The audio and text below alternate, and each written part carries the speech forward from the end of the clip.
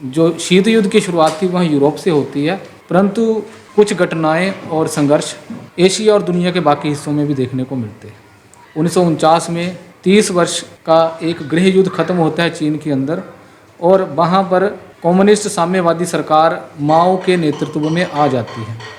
इसका एक बहुत गहरा प्रभाव एशिया के संबंधों के ऊपर पड़ता है एंड सोवियत संघ और अमेरिका की जो धारणाएं थी उनके ऊपर भी पड़ता है। अब आप बोलेंगे पता नहीं क्या रामायण पढ़ रहा है ये बंदा, इसको थोड़ा एक्सप्लेन करते हैं मैप के थ्रू। 7 महाद्वीप बताए हैं कौन कौन से, आज मैं इनकी बाउंड्रीज बना के दिखाऊंगा आपको यदि इंटरनेशनल पॉलिटिक्स को समझना है तो उसके लिए मैप को समझना पड़ेगा। चलो बड़े बेसिक से आते हैं। ये है भारत, इसको हम फिलहाल के लिए इसका सेंटर मान लेते हैं पूरी दुनिया का। एंड जो भारत है वह एशिया में आता है, और एशिया का जो दायरा है वो क्या है, ये वाला जो दायरा है वह एशिया का है। एशिया महाद्वीप, ये वाला जो महाद्वीप है वह कौन सा है, यूरोपीय महाद्वीप। ये वाला जो महाद्वीप है उसको क्या बोलेंगे, अफ्रीका महाद्वीप। इसके बाद ये वाला जो द्वीप है वह ऑस्ट्रेलिया है। क्लियर करना ज़्यादा ज़रूरी है। ऑस्ट्रेलिया के बाद ये ऑस्ट्रेलिया है, तो यहाँ से ऑस्ट्रेलिया से यहाँ पर साउथ में कौन सा है, अंटार्कटिका। नॉर्थ अमेरिका और साउथ अमेरिका के बारे में पता है ना, उसके बारे में बता चुका हूँ। नहीं बताया तो एक बार ये देख लो, ये नॉर्थ अमेरिका है एंड ये साउथ अमेरिका है। अब आपने एक कॉन्सेप्ट सुना होगा जियोग्राफी में कि जो प्लेट्स हैं वह आपस में घूमती हैं, टकराती हैं, तो उसका एग्जाम्पल यहाँ पे देखने को मिलेगा। अब ये वाला जो हिस्सा था, जो प्लेट्स हैं, हम कहते हैं कि लावा के ऊपर घूमती है, हमारी धरती का जो लावा है उसके ऊपर फ्लोट करती रहती है। उसका जो प्रमाण है वो ये दिया जाता है जियोग्राफी में। अगर आप इसको यहाँ पे मिलाएंगे, इस वाले हिस्से को यहाँ से उठा के लेके जाएंगे, इसके साथ मिलाएंगे तो मिल जाएगा या नहीं मिल जाएगा, मिल रहा है कि नहीं मिल रहा है।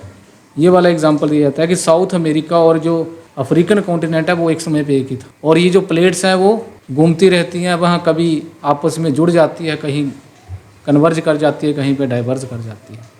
क्या लिखा है किताब में कि शीत युद्ध की शुरुआत एक तरफ कौन था, अमेरिका, जिसके बारे में बता चुका हूँ, और दूसरी तरफ क्या था, सोवियत संघ। शीत युद्ध यही था ना, 2 महाशक्तियों के बीच चलता है। तो इसमें लिखा है कि जो शीत युद्ध है उसकी शुरुआत कहाँ पे होती है, यूरोप के अंदर। एंड रशिया भी यूरोप के अंदर आता है। रशिया का कुछ हिस्सा यूरोप के अंदर, कुछ एशिया के दायरे में आता है। शुरुआत कहाँ पे हुई थी, यूरोप में। वैसे ही जैसे कि प्रथम विश्व युद्ध 1914 से 1918 तक यूरोप में शुरुआत हुई, दूसरा विश्व युद्ध 1939 से लेकर 1945 तक यूरोप में शुरुआत हुई, वैसे ही शीत युद्ध की शुरुआत कहाँ पे हुई, यूरोप में। फिर लिखा है आगे कि हालांकि इसकी शुरुआत यूरोप में हुई थी, परंतु इसका दायरा केवल यूरोप तक सीमित नहीं रहा, बल्कि एशिया में भी फैल जाता है। एशिया का मतलब है ये वाला हिस्सा, इसका प्रभाव एशिया में भी फैल जाता है। एंड एशिया में अभूतपूर्व घटना 1949 में चीन के अंदर देखने को मिलती है। एशिया में अभूतपूर्व घटना कहाँ पे देखने को मिलती है, चीन के अंदर देखने को मिलती है। चीन के अंदर 1949 में साम्यवादी शासन आता है, किसके नेतृत्व में, माओ के नेतृत्व में। माओ एक नेता थे जिसके बारे में मैं ऑलरेडी कुछ लेक्चर्स बना चुका हूँ, उसके जो लिंक्स है वो मैं आपको प्रोवाइड करवा दूंगा कि माओ कौन था, चीन में क्या क्या हुआ था वहाँ पर। तो चीन के अंदर साम्यवादी एक क्रांति आती है एंड वहाँ पर साम्यवादी सरकार बनती है। 30 सालों तक, इससे पहले तक 1949 से 30 सालों तक, यानी कि 1919 से लेकर लगभग 1949 तक चीन के अंदर एक गृह युद्ध की स्थिति बनी रहती है। गृह युद्ध का मतलब है कि चीन के अपने लोग ही एक दूसरे के खिलाफ लड़ रहे थे। इसको क्या बोलते हैं, गृह युद्ध। एक तो लड़ाई होती है ना 2 देशों के बीच, जिसको आप युद्ध बोलते हो। एक होता है गृह युद्ध, जिसको सिविल वॉर हम इंग्लिश में बोलते हैं। सिविल वॉर का मतलब है जब एक देश के अंदर विभिन्न समुदाय या उस देश के लोग ही आपस में लड़ रहे होते हैं, उसको गृह युद्ध कहते हैं। तो चीन के अंदर गृह युद्ध चलता है लगभग 30 सालों तक, और इस गृह युद्ध का अंत 1949 में होता है, जब यहाँ पर साम्यवादी सरकार आ जाती है। एंड ये साम्यवादी सरकार आ जाती है तो यह सोवियत संघ के लिए खुशी की बात थी, क्योंकि सोवियत संघ भी क्या था, एक साम्यवादी देश था। एंड जब इस शीत युद्ध का प्रभाव एशिया में पड़ना शुरू होता है, तो अब मास्को, जिसको आप सोवियत संघ कहेंगे, रशिया की राजधानी आज भी मास्को है, सोवियत संघ की राजधानी भी मास्को थी, तो इसके लिए इसकी धारणा और अमेरिका की धारणा भी उससे प्रभावित होती है। ऑब्वियस सी बात है, जब चीन के अंदर साम्यवादी शासन आ जाता है तो जो सोवियत संघ है वो खुश हो जाता है और अमेरिका थोड़ा सा हताश हो जाता है कि ऐसा क्यों हुआ। एंड उसके बाद जो इंसिडेंट है वो मैं यहाँ के इंसिडेंट बताऊँगा, जिसको आप north Korea and south Korea कहते हैं। पहले हम वहाँ से पढ़ लेते हैं, फिर मैं उसको एक्सप्लेन करूँगा यहाँ पे आपको। तो जो केस स्टडी 1 बताई है, ये चीन के बारे में बताई है, जिसके बारे में ऑलरेडी 2 लेक्चर बना चुका हूँ। वो आप देख सकते हैं। वो लेक्चर मैंने कहाँ से बनाए हैं, वो इस वाले से बनाए हैं, ठीक है। ये जितनी भी जो चीज़ें लिखी हैं वो 2 लेक्चर्स इनको कवर कर रहे हैं कि चीन में कैसे गृह युद्ध होता है, फिर उसके बाद माओ का रूल आता है, फिर क्या क्या वहाँ पे चलता है, ग्रेट लीप फॉरवर्ड क्या था, माओ के बाद चीन कैसा रहता है, चीन में इतनी तरक्की क्यों होती है, चीन ने कब अपनी अर्थव्यवस्था को ओपन कर दिया, चीन में कैसा राजनीतिक सिस्टम पाया जाता है, ये सारा का सारा उन लेक्चर्स में बताया गया है। सोवियत संघ मैंने बताया है, रशिया ही एक प्रकार का सोवियत संघ था, बट इसमें 14 और भी हिस्से थे, यानी कि 15 हिस्सों से बना हुआ था। 1991 में 15 हिस्सों में टूट जाता है और उसका एक हिस्सा रशिया बनता है। तो ये सोवियत संघ है। एंड अमेरिका कहाँ पे है? अमेरिका यदि आप इस तरीके से जाएंगे तो यहाँ पर भी अमेरिका है। पृथ्वी गोल है, मैप में बेशक आपको उस तरीके से दिखता है, पर यहाँ से भी आप जा सकते हैं। ये बीच में पैसिफिक ओशन पड़ता है, ठीक है। वैसे हम कोई वादा नहीं है कि हम इस रास्ते से नहीं जा सकते, वो तो मैप में बताया गया होता है, क्योंकि मैप क्या है, 2D है। बट जब आप पृथ्वी को सर्कल के रूप में देखते हैं तो इस तरीके से ये सोवियत संघ था और ये यूनाइटेड स्टेट्स ऑफ अमेरिका था। 1949 में चीन में भी सोवियत संघ वाली ही सरकार बन जाती, जैसी सरकार सोवियत संघ में थी, यानी कि साम्यवादी सरकार। इसी के साथ यहाँ पर यह बताया गया है कि ये कोरिया है, जिसको आप नॉर्थ कोरिया और साउथ कोरिया बोलते हैं। दूसरे विश्व युद्ध के बाद ये 2 देशों के रूप में बन जाता है। एक नॉर्थ कोरिया, ऊपर वाला हिस्सा जो है वो उत्तरी कोरिया, और नीचे वाला जो हिस्सा है उसको दक्षिणी कोरिया आप कहते हैं। अब ये ऊपर वाला हिस्सा है ये सोवियत संघ के प्रभाव वाला हिस्सा था, एंड ये नीचे वाला हिस्सा है ये किसके प्रभाव वाला हिस्सा है? अमेरिका के प्रभाव वाला हिस्सा। यानी कि उत्तरी हिस्से में कौन सी सरकार आती है? साम्यवादी सरकार। दक्षिणी हिस्से में कौन सी सरकार आती है? उदारवादी सरकार, अमेरिका वाली सरकार, पूंजीवादी सरकार, जो अमेरिका की विचारधारा से इत्तेफाक रखती थी। अब 1950 में, क्योंकि 1949 में चीन भी एक साम्यवादी देश हो चुका था। अब मैं इसको थोड़ा सा जूम कर देता हूँ। नॉर्थ कोरिया और साउथ कोरिया की लोकेशन समझ रहे हैं? कौन से कॉन्टिनेंट में है, कौन से महाद्वीप में है? North Korea and south Korea किस महाद्वीप में? एशिया ना।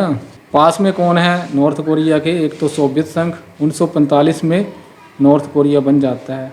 ये इनकी बाउंड्री है 38 डिग्री अक्षांश, जिसको आप बोलते हैं 38 डिग्री लैटीट्यूड इसको बोलते हैं। लैटीट्यूड जो है वो जियोग्राफी में पढ़ा जाता है, जो कि नॉर्थ से साउथ तक के डिस्टेंस को कवर करने के लिए हमें पता चलता है। यदि आप मैप रीडिंग करते हैं तो लैटीट्यूड का अपने आप में एक महत्व है, और उसी के साथ लॉन्गिट्यूड का महत्व है, जो ईस्ट से वेस्ट तक की डिस्टेंस का पता लगाता है। तो ये जो लैटीट्यूड है, अक्षांश है 38 डिग्री, ये इन दोनों देशों को अलग करता है, नॉर्थ कोरिया और साउथ कोरिया को। जीके का क्वेश्चन भी ये बन जाता है, कभी कभार पूछ लिया जाता है। और नॉर्थ कोरिया जो था, इसमें किसके प्रभाव वाली सरकार थी? साम्यवादी सरकार थी, यानी कि जो कि सोवियत संघ की विचारधारा से इत्तेफाक रखती थी। और उसी के साथ 1949 में चीन में भी साम्यवादी सरकार आ गई थी। तो पता चलता है कि चीन भी अब इसका दोस्त ही था, नॉर्थ कोरिया का। और साउथ कोरिया में किसकी सरकार थी? अमेरिका की विचारधारा से इत्तेफाक रखने वाली सरकार थी। अब चीन 1949 में साम्यवादी देश बनता है, और इसने नॉर्थ कोरिया को बोला कि ऐसा करो, आप साउथ कोरिया के ऊपर अटैक कर दो, मैं तेरा दोस्त हूँ, टेंशन मत ले, पीछे से मैं देख लूँगा, आप साउथ कोरिया के ऊपर अटैक करो। और ये साउथ कोरिया जो दक्षिण कोरिया है, इसको भी साम्यवादी बनाते हैं। तो पीछे से सोवियत संघ ने भी कहा ही होगा उसको, परंतु जो खुले रूप से जो समर्थन दिया है वो चीन ने दिया है। एंड फिर इसी प्रभाव में आकर आसानी से यहाँ पर आया जा सकता है। तो हथियार भी हो सकता है प्रोवाइड करवाए हों, पैसा भी वहाँ पर दिया गया हो। सोवियत संघ ने भी ऐसा ही किया कि हम यहाँ से जो अमेरिकी विचार है उसको ख़त्म करेंगे। तो फिर नॉर्थ कोरिया ने साउथ कोरिया के ऊपर 1950 में अटैक कर दिया, हमला कर दिया। और 1950 में जैसे ही नॉर्थ कोरिया ने साउथ कोरिया के ऊपर हमला किया तो अमेरिका इस बात से चिंतित हो उठा, और अमेरिका ने संयुक्त राष्ट्र संघ, जिसकी स्थापना 24 अक्टूबर 1945 को हुई थी, अमेरिका ने वहाँ पर इस प्रस्ताव को अमेरिका लेकर गया। एंड संयुक्त राष्ट्र संघ के 6 अंग हैं, यदि आपने उसको पढ़ा है। वहाँ पर सुरक्षा परिषद भी है, जिसमें 5 देशों को वीटो पावर मिली हुई है। हालांकि उसके 15 मेंबर होते हैं, उसमें 10 स्थायी सदस्य हैं और 10 अस्थायी हैं और 5 स्थायी सदस्य हैं। अब ये जो मामला है, जब सुरक्षा परिषद में ले जाया गया तो वहाँ पर जो महाशक्तियाँ थी उनके द्वारा वीटो कर दी गई, क्योंकि सोवियत संघ भी एक स्थायी सदस्य हैं, तो उसने वीटो कर दी इस मामले पर। अब इस मामले को जो अमेरिका था वहाँ संयुक्त राष्ट्र महासभा के अंदर ले जाता है। महासभा वहाँ की पार्लियामेंट की तरह काम करती है। एंड फिर वहाँ से प्रस्ताव पारित करवा लेने के बाद अमेरिका के नेतृत्व में यहाँ पर सेनाएं आती हैं, और जिन सेनाओं के द्वारा नॉर्थ कोरिया की जिन सेनाओं के द्वारा साउथ कोरिया के ऊपर अटैक किया गया था, उनको यहाँ से निकालने का सिलसिला शुरू हो जाता है। अब नॉर्थ कोरिया और साउथ कोरिया के बीच ये लड़ाई लगभग 3 सालों तक चलती है, जिसमें नॉर्थ कोरिया का समर्थन चीन और सोवियत संघ कर रहे थे, और साउथ कोरिया का जो समर्थन था वह अमेरिका कर रहा था। यानी कि वह प्रत्यक्ष रूप से आमने सामने अमेरिका और सोवियत संघ नहीं लड़ रहे थे, बल्कि किसी को लड़वा रहे थे। प्रॉक्सीज जिसको बोलते हैं, कि खुद नहीं लड़ रहे थे बल्कि दूसरे देशों को आगे कर रहे थे।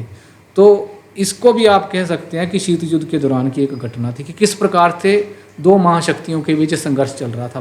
वास्तविक रूप से वो आपस में नहीं लड़ रहे थे, बल्कि दूसरों को लड़वा रहे थे। और ये 3 सालों तक चलता है और 1953 में ये लड़ाई ख़त्म हो जाती है। वो तब ख़त्म होती है जब 1950 से पहले की सीमा के ऊपर दोनों देश राजी हो जाते हैं कि जैसी सीमा हमारी 1950 से पहले थी वैसे ही हम बनाए रखेंगे। तो 1953 में ये ख़त्म हो जाता है। तो शीत युद्ध की एक घटना ये भी देखी जाती है कि नॉर्थ कोरिया के द्वारा साउथ कोरिया के ऊपर अटैक किया गया, और ये एशिया की ही घटना थी। तो एशिया की प्रथम घटना क्या है? चीन का साम्यवादी होना शीत युद्ध की। दूसरी घटना क्या है? नॉर्थ कोरिया के द्वारा साउथ कोरिया के ऊपर अटैक करना। और इसमें कितने मिलियन बताए थे? 3 मिलियन बताए थे। 30 लाख के करीब लोग जो सैनिक दोनों देशों के मरते हैं इस लड़ाई में 3 सालों में। तो यही उसका मतलब था। तो शीत युद्ध की आज मैं यही घटना बताता हूँ, आगे की हम कल पढ़ेंगे।